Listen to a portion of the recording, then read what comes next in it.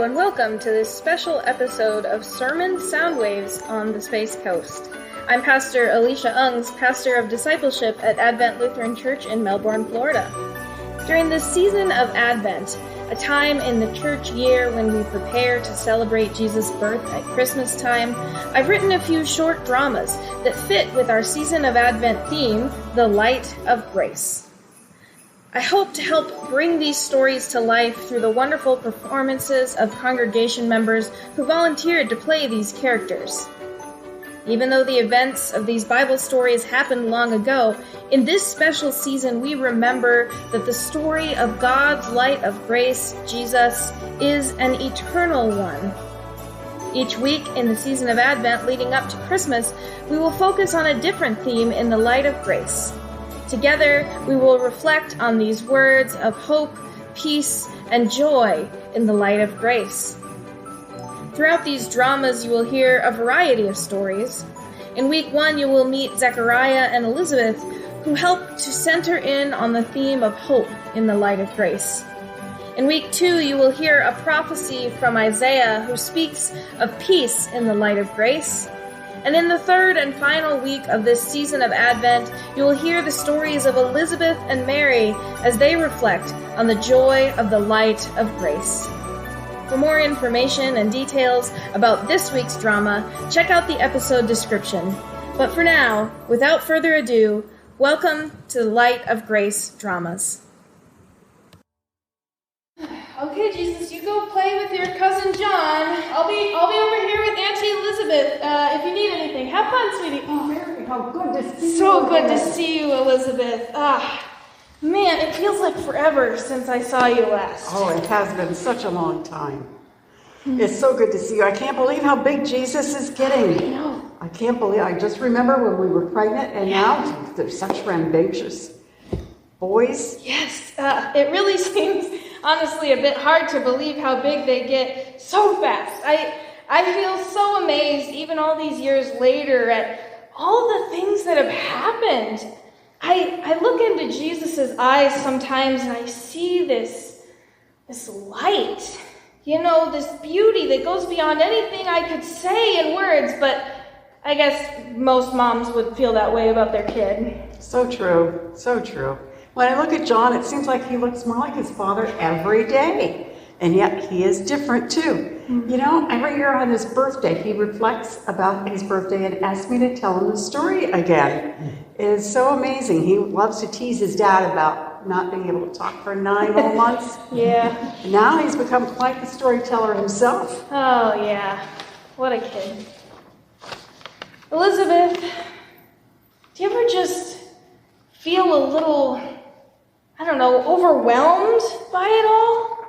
Well, what do you mean? Well, let me think about this. It's just, everything seems like it was so improbable or even impossible, and yet here we are together.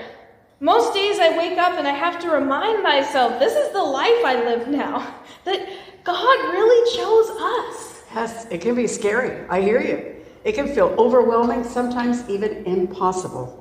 There are some days when I wake up terrified for what might lay ahead of us. But then all I have to do is remember to pause and pray and think about Jesus. Remember how far the Lord has brought us so far and how everything still to come doesn't quite seem possible.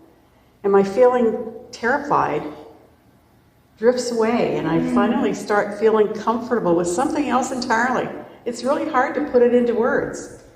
Oh, man, you talking about your prayer life, sometimes I wish I could be as faithful as you, Elizabeth. Oh, Mary, are you kidding? My goodness, your faith is amazing. You say you wish to be as faithful as me, but there are so many times that I wish I could be half as faithful as you.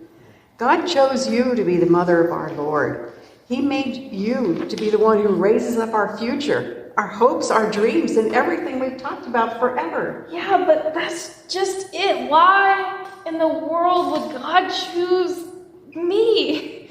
I don't know what I have to bring. Most days I feel way underqualified for this, and I feel guilty, but I wonder, what if God made a mistake?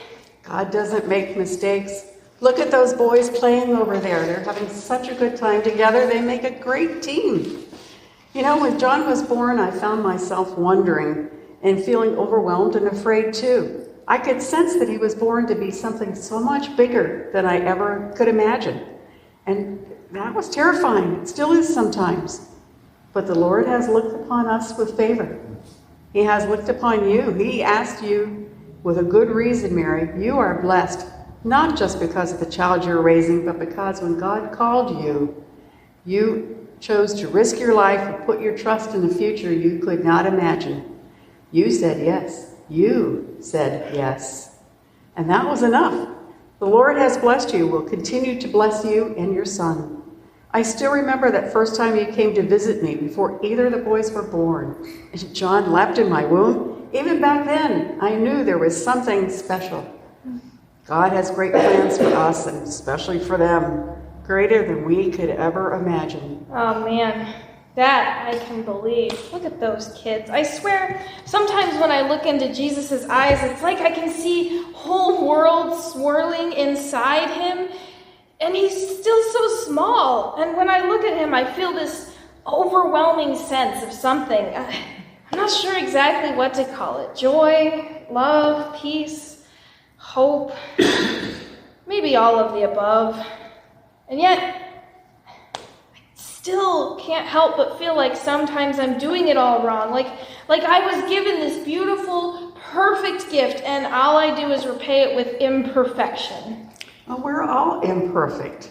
Life itself brings so many moments of insecurity and sorrow. It also brings great joy. It can all be wrapped up in one imperfect life that we have to experience. But joy comes from these blessings. God has bestowed great joy upon us. And it isn't something that requires perfection, because it's not. It's God's love for us. It just requires that we offer love in return. And in that love, Lord blesses us. If anything, it seems like the Lord loves to choose all of us who are most imperfect for God's great work. I mean, if you told me 10 years ago where we'd be now, I'd say that would be impossible. Yeah. But that's how God works his miracles. In all these most impossible ways, God takes the impossible, makes it possible, working in us and through us for a better future. Yeah, God certainly does seem to love working in what we consider impossible. After all, how else would the two of us be here together? Two of what most people would say are the least likely women to have these boys, to raise them, but here we are together. There they are, playing together. It's pretty amazing. I'm so glad I have you And for I all have of this. you. I don't know what I would do. Well, it's about time for us to go. Oh, indeed. Zacharias, I'm saying dinner's almost ready. We're going to have to go. Oh, Come on, John. Time to go home. Oh, thanks for meeting with me. It's been so much fun to catch up. Hope to see you soon. yes, it's truly been a joy to see you, Elizabeth. We probably should be getting home too, though. I'm sure that Joseph has something whipped up for dinner. He's actually getting to be a pretty good cook. That's pretty good. I'll see you soon. Take care.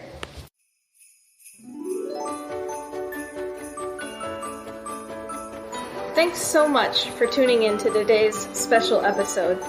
You've been listening to our special series, The Light of Grace Dramas. These dramas are written by myself, Pastor Alicia, and performed by members of the Advent Lutheran Church community. I hope you have enjoyed hearing a new perspective on an old tale, and that you are able to find the hope, peace, and joy in the light of grace this holiday season. If you enjoyed today's drama, I hope you will consider sharing it with your friends and family. After all, we all need to hear the good news of God's love for us through the light of grace, Jesus. To support this podcast further, please consider leaving a like, a comment, or even subscribing. For more information about this episode, including the scriptural reference passage, check out the episode description. There you will also find some questions for reflection and discussion. If you want to learn more about Advent Lutheran Church, you can visit our website at adventbrevard.org. But above all, remember that you are God's beloved child. I pray in this holiday season you are able to hear this message of God's hope, peace, and joy in the light of grace.